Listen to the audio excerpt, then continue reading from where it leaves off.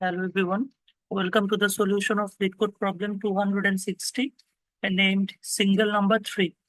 In this problem, we are given an integer array nums in which exactly two elements appear only once and all other elements appears exactly twice.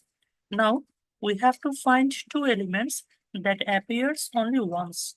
Now, you can return the answer in any order. Now the main constraint is we have to write an algorithm that runs in linear time complexity and uses only constant extra spaces. Now here in the first example, we can see that the array contains 1, 2, 1, 3, 2, and 5. So here the element 3 and 5 appears one time and the element 1 and 2 appears two times. So here we have to return 3 and 5. Now in the second example, the element -1 and 0 appears one time, and the element 0 and 1 appears one time in the third example. So we have to return it. I hope you understood the problem statement. Now let's move on to the algorithm. Now, to understand the algorithm, let's take two of the examples here. This is the first example. The array contains element 0, 1, 2, 1, 3, and 2. And it is the second example. The array contains 0, 0, 3, 3, 1, and 2. Now, let's apply the sorting operation into both of the array. If we apply the sorting operations, the element will be sorted in an ascending order. So here, the element is 0, 1, 1, 2, 2, 3 for the first array and 0, 0, 1, 2, 3, 3 for the second array.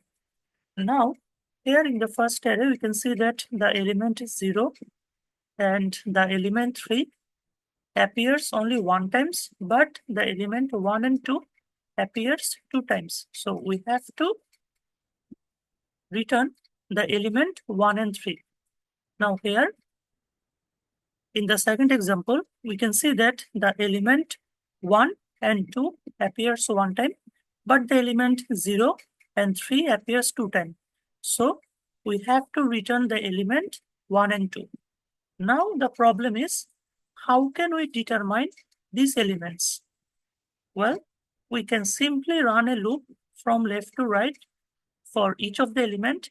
And if our current iteration is in the first element, we have to check whether the first element is not equal to the second element or not. Here, the first element 0 is not equal to the second element 1. So we have to consider 0, 1, 0, 1 of the answer. Now, again, if our current iteration in the last element, we have to check whether the last element is not equal to the second last element or not. So here 3 is not equal to 2. So we have to consider the last element is one of the answer. So here the answer will be 0 and 3.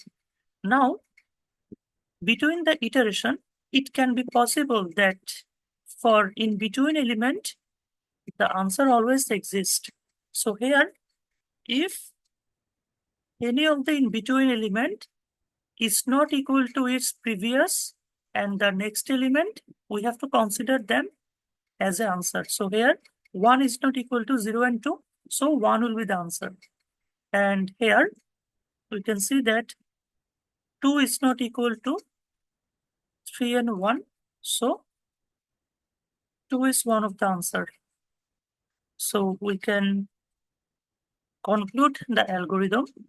We have to run a loop after sorting and we have to check three of the things. If our current element is the first element, we have to check whether the current element is not equal to the next element. If it is not equal, that means we have to consider current element as one of the answer.